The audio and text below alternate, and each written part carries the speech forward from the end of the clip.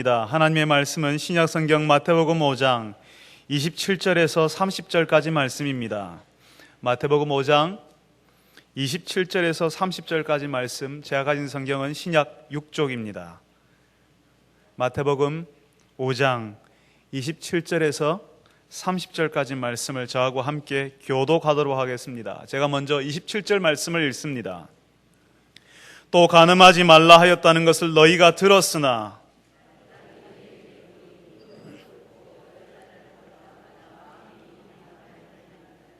만일 내 오른눈이 너로 실족하게 하거든 빼어내버리라. 내 백체 중 하나가 없어지고 온몸이 지옥에 던져지지 않는 것이 유익하며, 또한 만일 네 오른손이 너로 실족하게 하거든 찍어내버리라.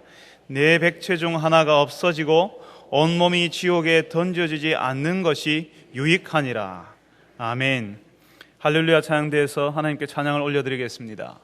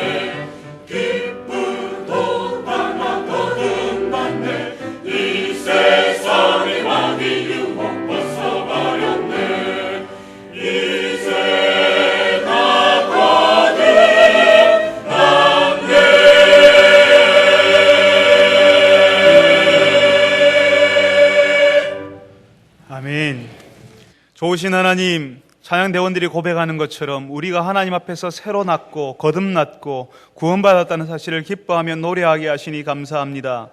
오늘 주의 백성들이, 거듭난 주의 백성들이 이 땅 위에서 어떻게 살아가야 하는지 고민하게 하시고 주의 말씀을 듣는 자들이 되게 하여 주옵소서.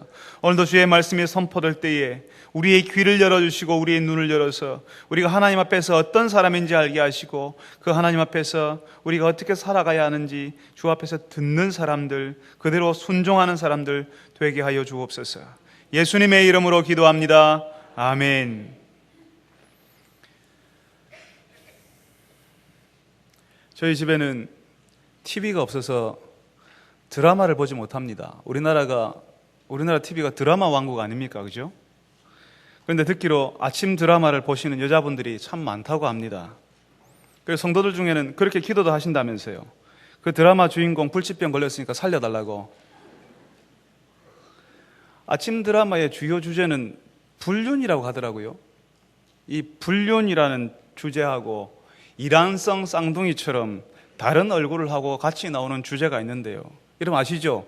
출생의 비밀이라고. 꼭 불륜이 나오면 출생의 비밀이 같이 나옵니다. 불륜이었으니까요. 모르게 하잖아요. 그러니까 출생에도 비밀이 있는 거지요. 그래서 아침 드라마를 막장 드라마라고 사람들이 부르기도 한답니다. 그런데 희한한 것은요, 이 막장 드라마라고 욕을 하잖아요. 그러면서 그걸 또 봐요.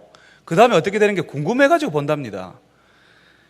막장이고 불륜 드라마지만 사람의 감정을 자극해 주니까요. 욕을 하면서도 보는 겁니다.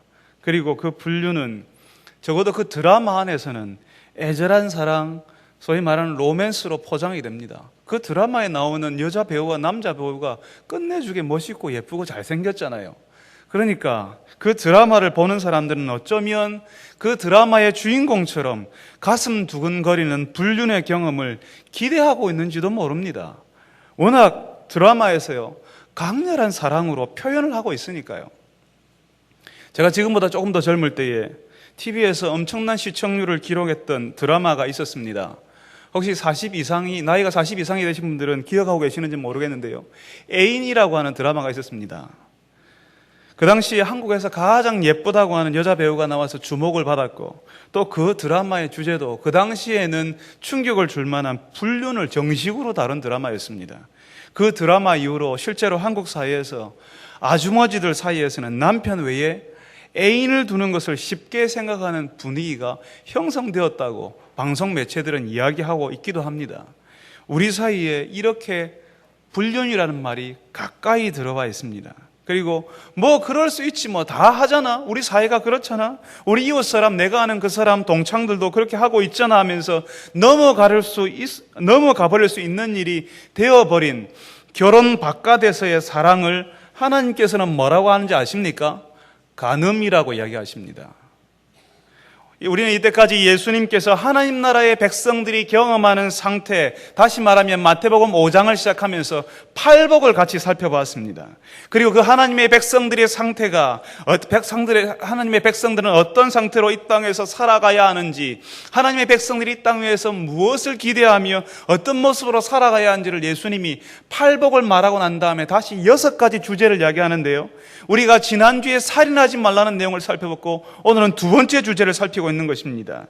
예수님께서 살인하지 말라는 말씀을 주시면서 비록 우리가 다른 사람의 생명을 빼앗는 일을 하지 않았다 할지라도 우리 마음의 동기, 우리 마음의 상태가 그 사람을 존중하지 않고 함부로 하고 무시하고 있으면 이미 그 사람을 해한 것이나 마찬가지라는 사실을 알려주셨다는 것입니다. 그 마음에 이미 그 사람을 멸시하고 있으면 우리의 말로, 우리의 태도로, 우리의 눈빛으로, 그리고 우리가 만들어내는 분위기로 그 사람을 대하는 것이 드러나게 된다고요. 그 당시 예수님의 이 말씀을 들었던 사람은 충격을 받았습니다. 자기는 사람을 죽이는 그런 나쁜 사람 아니거든요. 그런데 그 마음속에 숨기고 있는 그것을 예수님께서 드러내고 있는 것입니다. 그런 모든 것들을 예수님께서는 죄라고, 하나님의 백성들은 그렇게 하지 말아야 한다는 사실을 가르쳐 주시는 것입니다. 오늘 말씀도 예수님께서 우리가 알아왔던 방식과는 전혀 다른 방식으로 말씀을 풀어주십니다. 그러니까 간음하지 말라는 말씀을 우리가 숱하게 들었거든요. 어릴 때부터 주일학교를 통과한 사람부터 지금까지 10수년을 혹은 20수년을 신앙생활하는 사람들은 많이 들었고 이미 우리가 알고 있습니다.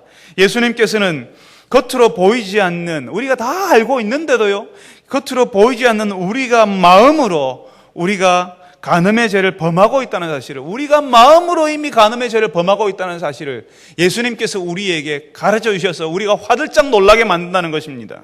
우리는 별것 아니라고 생각하거든요.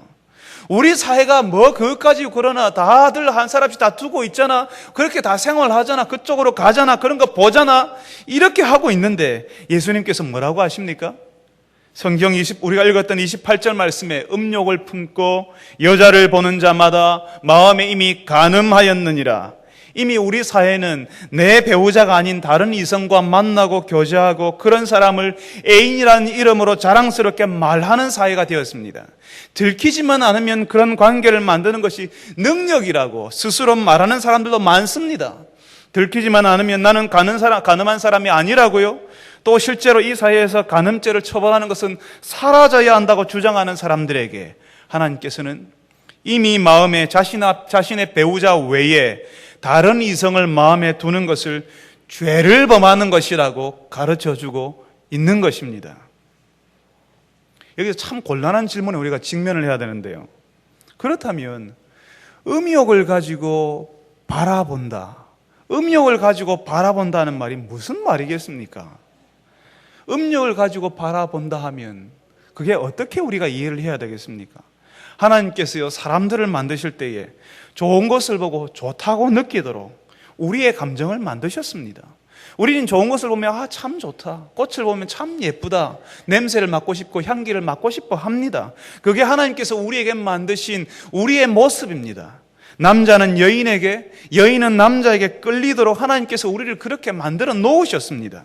건강한 남자, 건강한 여자에게 성욕이 일어나는 것은 우리가 배가 고플 때 식욕이 생기는 것과 같이 아주 정상적인 현상이라는 것입니다. 하나님이 우리를 그렇게 만드셨습니다. 그런데 문제는요, 우리가 살아가고 있는 환경이 그 성욕을 과도하게 분출하도록 하고 시도 때도 없이 그 일어나는 욕망을 가지고 사람들을 바라보도록 만든다는 것입니다. 우리가 그런 구조 가운데 살고 있고 우리가 스스로도 그런 구조 가운데 즐기며 살아가고 있고 그런 구조를 만드는 데 일조를 하고 있습니다. 예수님이 말씀하신 음욕을 가지고 여인을 본다, 이성을 본다는 것은 목적을 가지고, 의도를 가지고, 욕심을 가지고 이성을 본다는 말입니다. 그러니까 갑자기 어느 날 갑자기 내가 전혀 원하지 않았는데 우리 눈앞에 끼어 들어오는 방식이 있지 않습니까? 그런 방식으로 내 지나가다가 어느 여인이 지나가고 어느 남자가 지나가는 그런 방식으로 보이게 되는 이성의 모습이 아닙니다. 우리가 일부러 보려고 찾아가는 방식을 이야기합니다. 더 보고 싶고 더 알고 싶고 더 즐기고 싶어서 그 속으로 더 찾아 들어가는 그런 방식을 이야기하는 겁니다. 우리 시대에 얼마나 성적인 유혹이 많습니까? 혹시 여러분 스포츠 신문을 보신 적 있습니까? 음식점이나 다른 가게에 비치되어 있는 그 스포츠 신문을 한번 훑어보면 사람의 눈을 잡아 끄는 사진들과 글들이 촘촘히 배치되어 있습니다. 일부러 그렇게 합니다. 사람들의 눈을 끌기 위해서요. 인터넷에 들어가도 어떤 기사를 보기 위해서 클릭하면요, 그 옆에는 그런 종류의 사진들과 글들이 우리들의 눈을 유혹하고 있습니다. 그리고 실제로 그렇게 유혹하는 사진과 글을 읽어보기 위해서 그쪽으로 들어가는 것이 우리 대다수가 경험하는 현실입니다. 우리는 원하지 않지만 우리 환경이 그런 것을 보지 않으면 안 되는 환경이 되어가고 있습니다.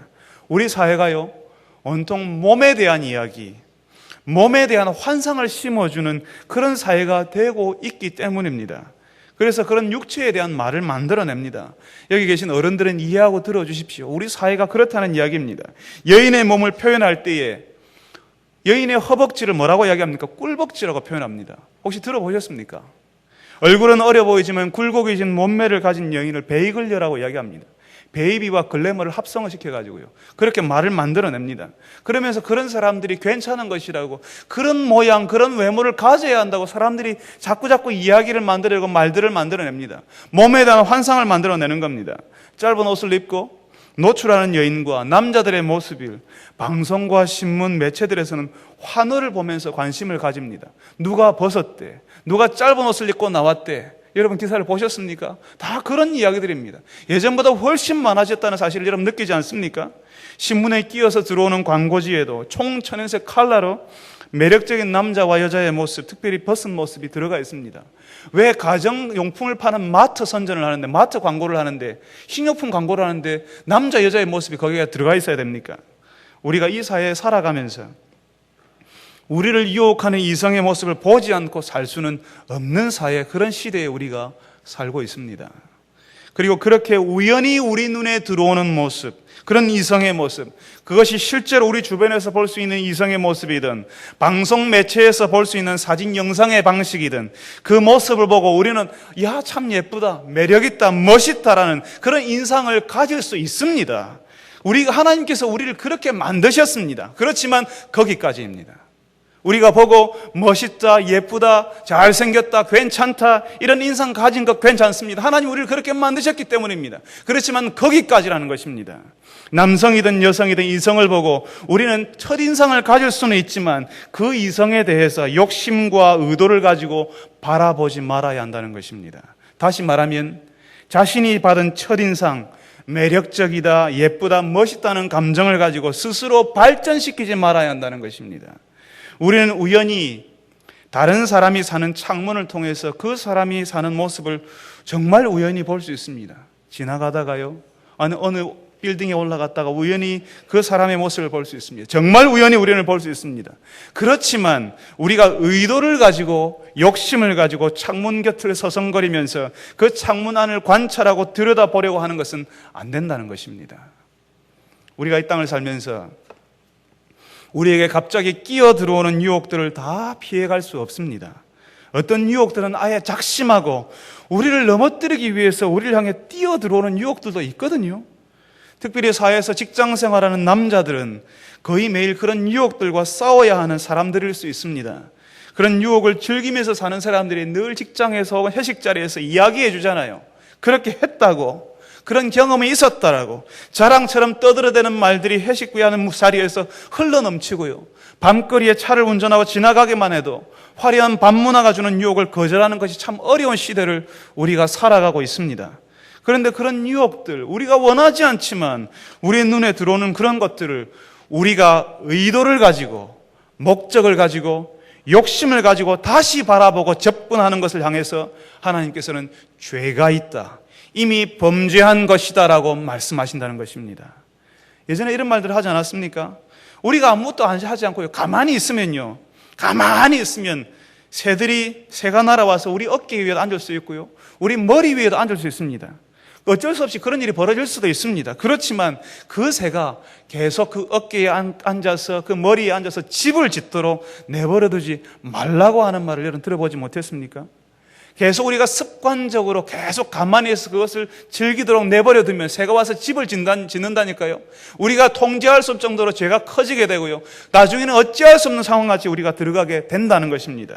구약 성경에 보면 다윗이라고 하는 사람이 나옵니다. 그 사람은 정말 하나님을 진심으로 사랑하는 사람이었고, 교회 다니지 않는 사람들도 다윗이라는 이름 두 자쯤은 다 알고 있습니다. 왕이었고 용맹한 장군이었고 하나님을 노래하는 예배자였습니다. 다윗만큼 다재다능하게 하나님을 섬겼던 그런 사람 사실 찾아보기 힘들 정도로 대단한 사람이었습니다. 그런데 이 다윗이 왕이 되어서 어느 날 우연히 왕궁 지붕 위에 있다가 아래로 보이는 남의 집 창문에서 한 여인이 목욕하는 모습을 보았습니다. 다윗이 그 여인이 그 시간에 목욕하는 줄 알고 그 자리에서 기다렸겠습니까? 그렇지 않습니다. 정말 우연히 다윗은 그 여인이 목욕하는 것을 보았습니다. 문제는요, 우리가 우연히 보았지만 문제는 그 다음입니다. 그 다음에 우연히 본 것에 대해서 우리가 어떻게 반응하느냐에 따라서 달라진다는 것입니다. 다윗은 우연히 보았지만, 전혀 다윗은 그런 의도가 없었지만 그 이후로는 의도와 욕심과 목적을 가지고 그 여인에게 접근하는 것입니다. 그 여인을 가질 욕심에 왕의 지위를 이용하고요, 자신의 범죄를 가리기 위해서 그 여인의 남편을 죽음의 자리로 몰아넣는 파렴치한 짓을 저지르게 됩니다. 이미 그 마음에 욕심을 가지고, 그 욕심을 가지고 바라보기 시작하면 그 일을 이루기 위해서 애를 쓰더라는 것입니다. 이미 욕심을 가지고 바라보기 시작하면요, 자신에게 기회가 있고 그런 지위가 있고 능력이 있으면 그 일을 이루기 위해서 애를 쓰는 사람이 되더라는 것입니다. 이미 그 마음의 동기가 간음을 시작했고 죄를 짓기 시작했다는 것입니다. 다른 사람들 눈에는 다윗이 그 여인 밧세바와 동침한 것을 보고 간음했습니다라고 말하겠지만, 하나님의 눈에는 이미 다윗이 이 밧세바라는 여인을 욕심을 가지고 바라보는 그 순간부터 범죄한 사람, 간음한 사람으로 보셨다 하는 것입니다.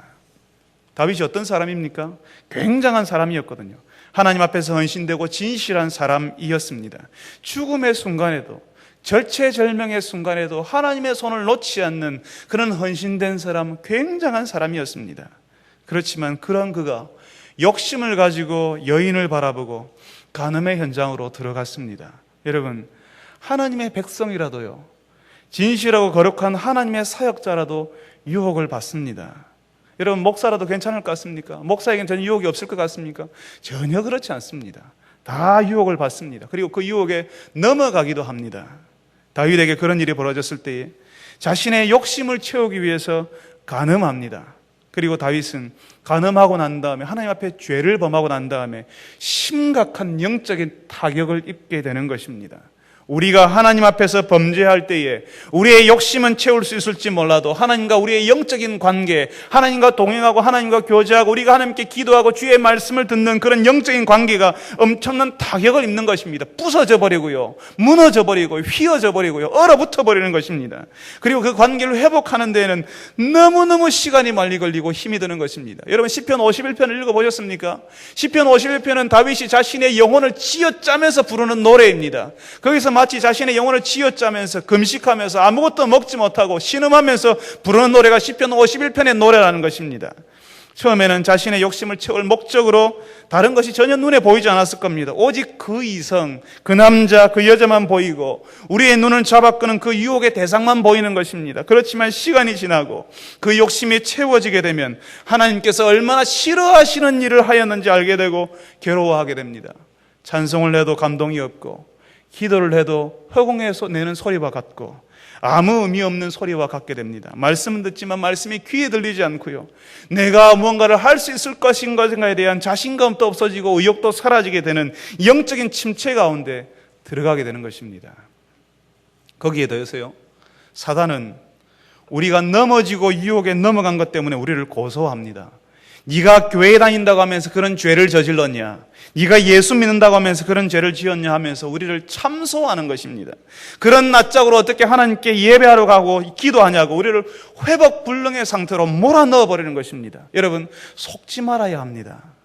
유혹에 넘어졌고 우리가 하나님께 죄를 범하였어도 다시 일어나야 하는 것입니다. 우리를 그렇게 유혹하는 사단은 우리가 계속 거기에 주저앉아서 혼자 죄책감으로 괴로워하도록 만들어버립니다. 다시는 교회에 나가지 말도록, 미안해서 부끄러워서 못 나가겠다는 마음이 들도록 만들어버리는 것입니다. 우리가 견디기 힘든 죄책감, 후회를 통과해야 될 때가 있습니다. 유혹에 넘어가서 죄를 범해서 내가 왜 그랬을까, 고통 가운데 죄책감에 시달리며 후회 때문에 힘들어하는 경우를 우리가 경험할 수 있습니다. 그렇지만 그래도 우리는 예배하러 나와야 합니다. 얼굴을 들지 못하는 부끄러움 때문에 얼굴이 화끈거리지만 그래도 하나님을 바라보아야 하는 것입니다. 그래야지만 우리가 살 수 있습니다. 그래야지만 하나님과 우리 사이에 막혀진 관계의 회복이 일어나기 때문입니다. 우리가 돌아오지 않고요, 우리가 실수하고 유혹에 넘어가서 그 자리에서 괴로워하고 머물러 있는, 주저앉아 있는 것을 누가 제일 좋아하겠습니까? 하나님이 좋아하시겠습니까? 아닙니다. 우리를 넘어뜨리는 사탄이 제일 좋아하는 것입니다. 죄 가운데 있어서 여전히 괴롭고 힘들어도 하나님께로 나오시는 여러분 되시기를 바랍니다. 그래야지만 살 수 있습니다. 그래야지만 회복이 빨리 일어나고요, 영적인 관계에서 길이 열리게 되고 하늘의 문이 열리는 일들을 우리가 다시 한번 경험하게 되고 우리의 영혼이 회복되는 것을 경험할 수 있기 때문입니다.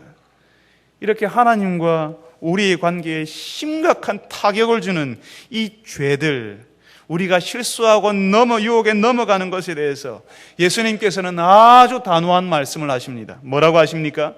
네 오른 눈이 너를 실족하게 하거든, 너를 넘어지게 하거든 빼어버려라. 네 오른손이 너를 넘어지게 하거든 차라리 찍어버려라. 네가 지옥에 던져지는 것보다 네 몸의 일부가 없어지는 것이 낫지 않겠냐. 듣기만 해도 무시무시한 말씀을 하시거든요. 이 말씀을 교회 처음 나오는 새가족이 들었으면 나는 이런 교회 못 가겠다, 세상에 이런 말이 어딨냐라고 사람들이 막 무서워하면서 덜덜 떨 것입니다. 교회 문턱에 왔다가 이 말 듣고 그냥 돌아가 버리게 될 겁니다. 실제로 예수님의 이 말씀을 듣고 자신의 몸의 일부를 잘라낸 사람도 있었습니다. 초기 기독교를 대표하던 사람들 중에 오리게네스라는 사람이 있었습니다. 기독교 역사를 아는 사람들에게는 굉장히 중요한 사람입니다. 이 오리게네스는 자신의 일어나는 욕망을 절제할 수 없어서, 자신의 감출 수가 없어서 자신의 신체의 중요 부위를 잘라버렸습니다. 이 오리게네스처럼 우리도 죄를 지을 때마다 우리 신체의 일부를 잘라서 우리가 얼마나 하나님의 말씀에 순종하는지 보여드려야 하는 것입니까? 예수님의 이 말씀을 들으면 우리가 범죄할 때 죄를 짓는 우리 몸의 일부를 찍어버리고 잘라버리면 아마 남아남는 것이 하나도 없을 것입니다. 우리가 예배할 때 어떤 사람 팔 하나 없고요, 어떤 사람은 오른손도 없고요, 어떤 사람 눈도 없고, 어떤 사람 귀도 없이 다 와서 앉아있을 겁니다. 심지어는 우리에게 남아있는 장기도, 우리에게 남아있는 손가락도 하나도 없을지도 모릅니다. 왜 예수님께서 이렇게 무시무시한 말씀을 우리에게 하십니까? 이 도대체 어떻게 이 말씀을 이해해야 되겠습니까? 우리가요, 성경을 읽을 때 주의해야 될 것이 있습니다. 하나님께서 우리에게 하나님에 대해서 알려주시고 그 하나님 앞에서 어떻게 살아가야 되는지 알려주시기 위해서 하나님의 말씀 성경을 기록하게 하셨는데요, 그 기록된 하나님의 말씀이 하늘에서 갑자기 뚝 떨어진 게 아니거든요. 이 말씀은, 이 기록된 말씀은, 이 말씀이 기록된 당시에 문화와 환경과 생활 방식이라는 옷을 입고 있습니다. 그러니까 우리와 전혀 다른 종류의 옷이지요. 뿐만 아니라 성경을 읽을 때 예수님이 말씀하신 그 의도, 그 말씀하시는 예수님의 목적을 잘 이해하려고 하면 예수님이 어떤 방식으로 표현하시는지 그 표현 방법을 같이 이해해야 한다는 것입니다. 제가 작년에, 이제 제가 교회 온 지 한 1년쯤 됩니다. 제가 3월 첫째 주에 우리 교회에 부임했는데요, 교회 와서 이제 교육자들하고 식사를 하러 가면 제가 대구에 있는 식당이 어느 식당이 맛있는지 모르니까요, 우리 교회에서 사역하시는 김상전 목사님께서 맛있는 식당을 소개해 주셨습니다. 그런데 소개하실 때 어떻게 하냐면요, 목사님, 이 집이 전국에서 가장 맛있는 집입니다. 이 집이 세상에서 가장 맛있는 해물탕집입니다. 이 식당이 대구에서 가장 맛있는 짬뽕집입니다. 이렇게 이야기하시더라고요. 설마 목사님께서 전국의 맛집을 다 가보셨겠습니까? 세상의 해물탕집을 다 섭렵해 보시고 그리고 난 다음에 깨달음을 받아서 이 집이 제일 맛있었구나, 그 집이 제일 맛있다고 그렇게 하셨겠습니까? 대구의 짬뽕집 다 가보고 가장 맛있는 짬뽕집이 여기라고 말씀하셨겠습니까? 목사님께서 그렇게 말씀하시는 의도가 뭐겠습니까? 그 집 음식이 맛있다는 겁니다. 그거 내가 보증한다고요. 목사님께서 세상에서 제일 맛있는, 전국에서 제일 잘하는, 대구에서 제일 좋은이라는 이 표현 방법, 그러니까 우리말 다시 말하면 과장법이죠. 이런 방법을 사용해서 맛있다는 사실을 강렬하게 표현하는 겁니다. 맛있다는 사실을, 진짜 맛있다는 사실을 강조한다는 것입니다. 성경에는 이런 표현들이 정말 많습니다. 네 오른손이 하는 일을 왼손이 모르게 하라. 여러분 생각해 보세요. 이 말씀을요, 이렇게 따로 분리해가지고 조각 내어서 살펴보면요, 어떻게 오른손이 하는 일을 왼손이 모를 수가 있습니까? 말도 안 되는 이야기거든요. 그렇지만 이렇게 표현해도 우리는 다 이해합니다. 예수님이 말씀하시는 의도를 알거든요. 그 정도로 오른손이 하는 일을 왼손이 모르게 할 정도로 몰래 하라는 거구나, 은밀하게 하라고 예수님이 강조하시는 거구나라고 안다는 것이죠. 예수님께서 빼버리라, 찍어버리라고 소리치실 때는 그 정도로 단호하게 우리의 죄의 유혹, 죄의 습관이 될 만한 것들을 끊어버리라고 하는, 자식 습관이 될지도 모르는 것들을 느슨하게 대처하는 우리의 정신 상태에 대해서 마치 끊어버릴 정도로 단호한 말씀을 예수님이 지금 하고 계신다는 것입니다. 빼어버리라, 찍어버리라고 소리치는 그 말씀은 습관이 되어버릴지도 모르는, 느슨하게 그런 유혹을 대처하고 그런 유혹을 은근슬쩍 즐기고 있는 우리에게 정신이 번쩍 들도록 만드는 말씀이라는 것입니다. 그 말씀을 들으면서 마음의 유혹을, 마음의 욕심을 스스로 용납하고, 그런 유혹쯤은 괜찮아, 그렇게 오는 것은 괜찮아, 나는 성인이니까, 나는 좀 나이가 많으니까 그런 것들은 받아도 괜찮아고 하는 그 욕심이 이끄는 곳으로 가려고 하는 마음을 중지해야 한다는 것입니다. 우리 육신의 일부를 잘라버린다고 해서 유혹에 넘어가지 않는 것 아닙니다. 이 유혹은요, 목적을 가지고, 의도를 가지고, 욕심을 가지고 이성을 보는 것은 마음의 문제이기 때문입니다. 지금 예수님께서 말씀하시는 것은 유혹에 넘어가서 그 유혹을 즐기고 유혹을 중심으로 생활하려고 하는 우리의 생각의 방식, 생활하는 방식을 끊어버리라고 이야기하시는 것입니다. 아까요, 구약 성경에 다윗이 나온 이야기를 잠깐 언급했습니다. 그 다윗뿐만 아니라 구약 성경의 창세기라는 책을 보게 되면 또 다른 인물 요셉이라는 사람이 나옵니다. 창세기 39장에 이 요셉이 이집트의 노예로 팔려가지 않습니까? 거기서 이집트의 왕을 경호하는 경호대장 보디발이라고 하는 사람의 집에 노예로 지내게 됩니다. 거기서 이 보디발이라는 경호대장의 아내가 요셉을 유혹하지요. 이 보디발의 아내가 성경에는요, 매일 요셉을 유혹했다고 되어 있습니다. 매일. 어느 날 우연히 여인의 모습을 본 것이 아니라, 어느 날 우연히 이성의 모습을 본 것이 아니라 매일 의도적으로 작심하고 유혹을 하기로 뛰어드는 사람을 만났다라고 이야기합니다. 요셉은 그렇지만 계속 거절했다고요. 어느 날 요셉이 일하러 들어간 집에 하필 아무도 없는데 그 여인이 요셉의 옷을 붙들고 유혹하니까 요셉은 그의 옷을 벗어놓고 도망가 버렸습니다.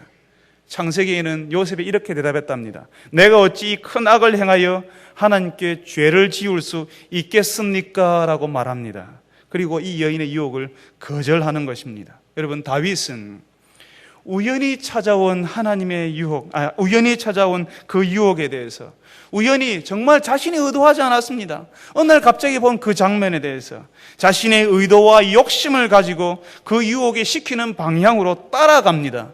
그렇지만 요셉은 우연히 찾아왔을 뿐만 아니라 끊임없이 반복적으로 계속 찾아오는 그 유혹을 거절하고 있습니다. 성경에서는요, 하나님의 백성들이 그런 유혹을 거절할 수도 있다는 사실을, 거절하고도 괜찮을 수 있다는 사실을 보여줍니다. 그리고 그 유혹이 아주 가까이 찾아왔을 때는 마치 도망치다시피 물러났다는 사실을 보여주는 것입니다. 성도 여러분, 우리에게 우연히 찾아오는 유혹을 우리가 막을 수 없습니다. 작심하고 우리를 넘어뜨리려 달려드는 악한 세력에 대해서 우리가 참 무력하다는 사실을 발견할 때도 있습니다. 그렇지만 그런 유혹이 찾아오고 우리 눈에 보일 때에 보았지만 곧 눈을 돌려버려야 합니다. 우리 주변의 전단지로 인터넷 화면에 사진이나 글로 나온 수많은 유혹들, 거리에서 우리의 눈을 잡아 끌기 위해서 노력하는 수많은 이성들의 모습이 보일 때에 우리는 보았지만 의도적으로 그곳에서 눈을 감아버리든지 그곳에서 거리를 두고 우리의 눈을 돌려버려야 한다는 것입니다. 요셉이 자신에게 찾아온 유혹에 대해서 눈을 돌려버리는 것처럼 그렇게 말입니다. 연약한 우리는 우리에게 찾아온 유혹에 대해서 욕심을 가지고 이성을 바라보고 그 욕망을 즐기는 일을 했을 수도 있고 지금도 더러더러 하고 있는 분들이 여기에 계실 수도 있습니다. 오늘 말씀은 그렇게 하는 것을 중지하라는 것입니다.